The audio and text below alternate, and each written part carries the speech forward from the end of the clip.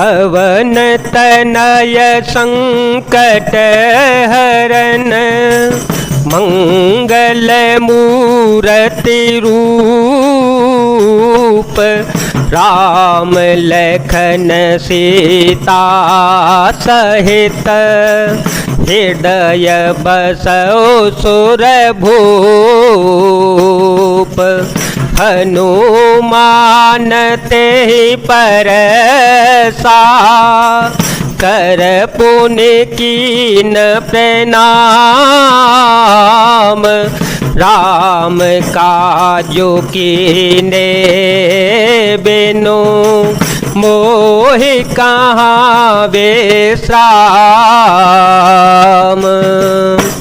हनुमान जी ने उसे हाथ से छू दिया, फिर प्रणाम करके कहा, भाई श्री रामचंद्र जी का काम किए बिना मुझे विश्राम कहाँ। जात पवन सुत देव देखा, जात पवन सुत देव देखा, जाने कहो बल बोधि विशेषा, जाने कहो बल बोधि विशेषा, सुरता नाम अहिन के माता, पठये आए कहीं ते बाता, आजो सुर है मोहि दीन आहारा, सुनत वचन कह पवन कुमारा, राम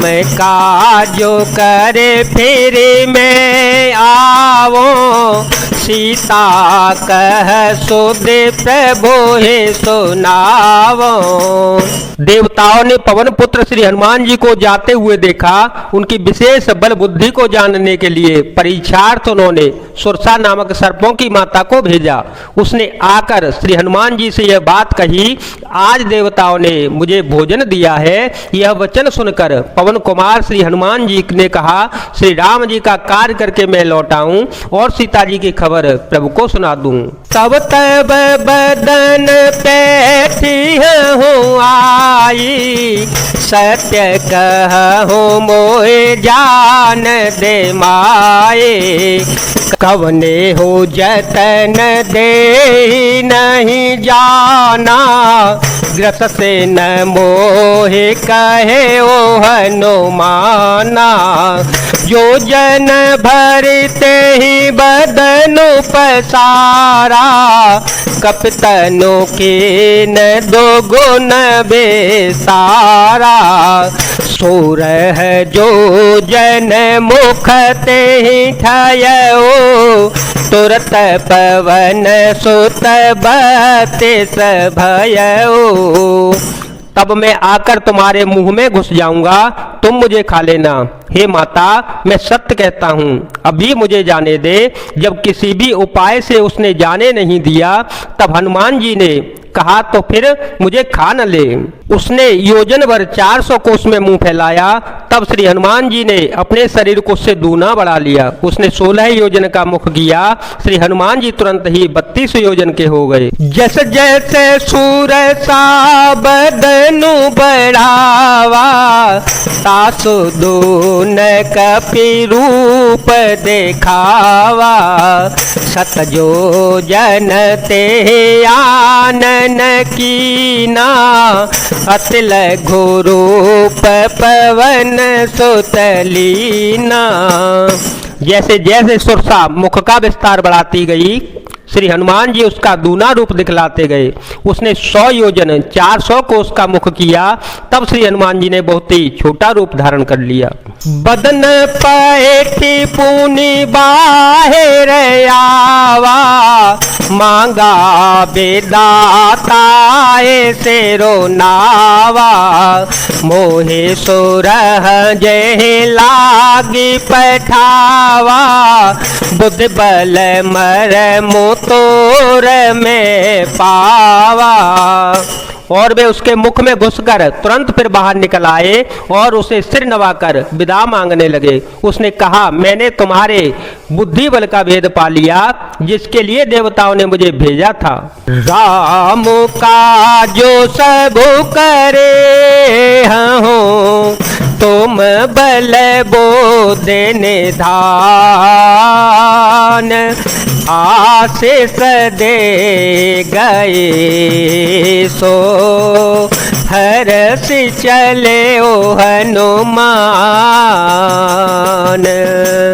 तुम श्री रामचंद्र जी का सब कार्य करोगे क्योंकि तुम बल बुद्धि के भंडार हो। यह आशीर्वाद देकर वह चली गई। तब श्री हनुमान जी हर्षित होकर चल पड़े।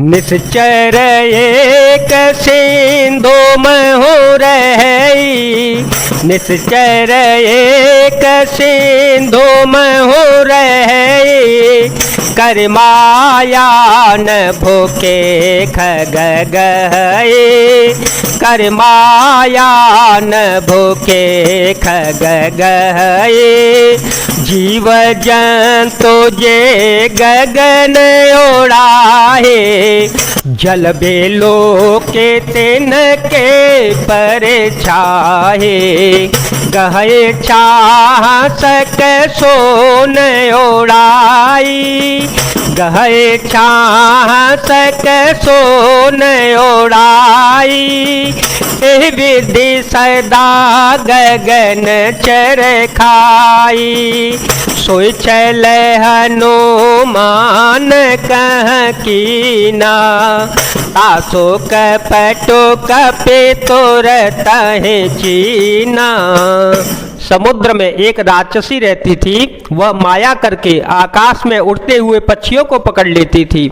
आकाश में जो भी जीव जंतु उड़ा करते थे वह जल में उनकी परछाई देखकर उस परछाई को पकड़ लेती थी, जिससे वे उड़ नहीं सकते थे और जल में गिर पड़ते थे। इसी प्रकार वह सदा आकाश में उड़ने वाले जीवों को खाया करती थी। उसने वही छल श्री हनुमान जी से भी किया। श्री हनुमान जी ने तुरंत ही उसका कपट पहचान लिया। ताहे मारी मारो सुत बीरा, ताहे मारी मारो सुत बीरा, बारे दे पार गय ओ मते धीरा, बारे दे पार गय ओ मते धीरा, कहाँ जाए देखी बन शोभा, गुंजत चंचरी कम दोलोबा, नाना तरो फल फूल सुहाए, खग मृग वृंद देखे मन भाए, शैल विशाल देखिए कयागे, तापर धाये चढ़े ओ भय त्यागे, उमान कछु कपि के अधिकाई, प्रभु प्रताप जो काल खाए, गिर पर चढ़े लंका ते ही देखी, कहीं न जाए अति दुर्ग बेसेती। पवन पुत्र श्री हनुमान जी धीर बुद्धि और श्री हनुमान जी उसको मारकर समुद्र के पार गए। वहां जाकर उन्होंने वन की शोभा देखी। मधु पुष्प रस के लोभ से भौरे गुंजार कर रहे थे। अनेकों प्रकार के वृक्ष फल फूल से सुशोभित थे। पक्षी और पशुओं के समूह को देखकर वे बहुत मन में प्रसन्न हुए। सामने एक विशाल पर्वत देखकर श्री हनुमान जी भय त्याग कर उस पर दौड़ कर जा चढ़े। शिव जी कहते हैं, हे उमा, इसमें बानर हनुमान जी की कुछ भी बड़ाई नहीं है। यह प्रभु का प्रताप है जो काल को भी खा जाता है। पर्वत